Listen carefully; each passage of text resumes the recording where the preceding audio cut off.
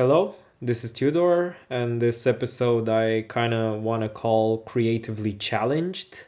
It's going to be my story of how I decided and pursued the idea of being a filmmaker. I started at a very early age. I was around 16 when I got together with my high school mates, and we came up with a plan of shooting a short film. It was this story of a kid being replaced by his doppelganger. For me, the most important thing back then was just making this film happen, telling the story, putting it on screen.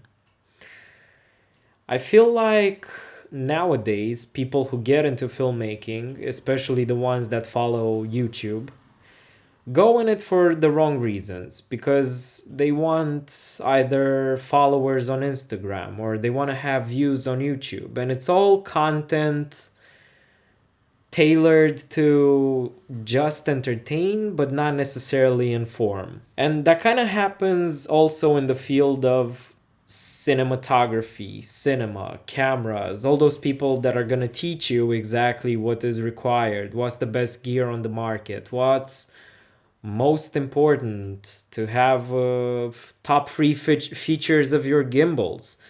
Back when I started shooting, gimbals weren't even available.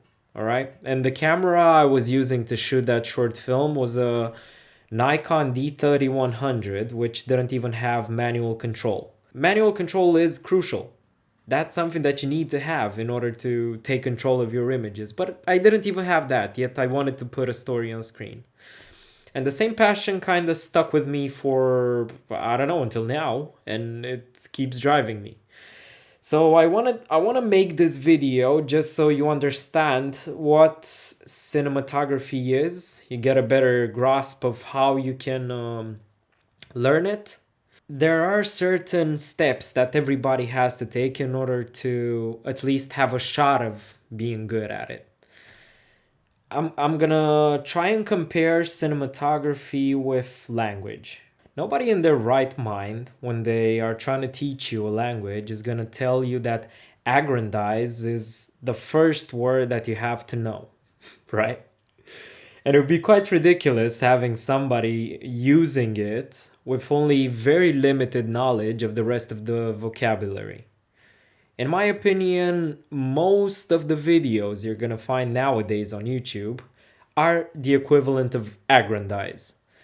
Wanting a camera with features such as full frame, autofocus, high ISO sensitivity, or an incredible codec. It's pretty much like knowing the word aggrandize when you don't know how to even ask somebody, hey, what time is it? Or how am I going to get there? To an extent, those features are never going to help you become a better cinematographer. This is why when you go to a reputable film school, like the one I went to, UCA in Farnham, they slapped the 4K out of me and made me shoot on, for instance, a Bolex, a Super 16 camera that shoots on film and that can only do a take for a maximum of 24 seconds. Because it's a manual crank that you have to spin, there's no motor spinning the film. That again came as a shock. Like when we have all this technology on the market, when we have 4K, when we have amazing 12-bit codecs, why would we even consider shooting on film? Well, film is the way to understand what's important in telling a story. And that's something that I feel most people who get into cinematography nowadays, they're deprived of. Because they can just see that, yeah, I can create a beautiful image, but without having a context, without understanding why you're creating that image, well, chances are that image is not going to make sense because in the greater scheme of things, that image represents nothing. It's just a pleasing visual that people are going to watch and not ever remember. It stays with them for a couple seconds. So going back to the idea of cinematography, for you to even begin doing it, again, this is going to be rather controversial. My first advice is to start reading. And you're going to read Cinematography, Theory and Practice by Blaine Brown. It's one of the most comprehensive books that not only looks into the technical aspects of cinematography, but gives you an idea of how filmmakers have contoured their grammar, their aesthetic, and tailored it specifically for a particular project. And that's the one thing that everybody should be encouraged to do. The second and final step before you should start creating your own original content is to have a look at some of the films or TV shows that you've seen recently and that have inspired you when it comes to their aesthetic. Try and recreate them. Try and use the equipment that you already have. Try and figure out ways of blocking light, positioning light. Try and figure out ways of composing your images using what's already available. You do not have to go out and start buying kits just to do this. And that's the beauty of it. And this is the one step where you're on your own and nobody is going to see those mistakes. In fact, I've already shot some examples for this segment. The content we're about to see is shot indoors in my bedroom, this very room I'm filming the vlog in. And it's a rather small space. All of the walls are white. So in the cinematic world, this would be the furthest from ideal. So that's why I think it's a good example. Let's just go ahead and have a look at them, and I sure hope this video has helped you guys. In the story, this is the man responsible for the Chernobyl explosion.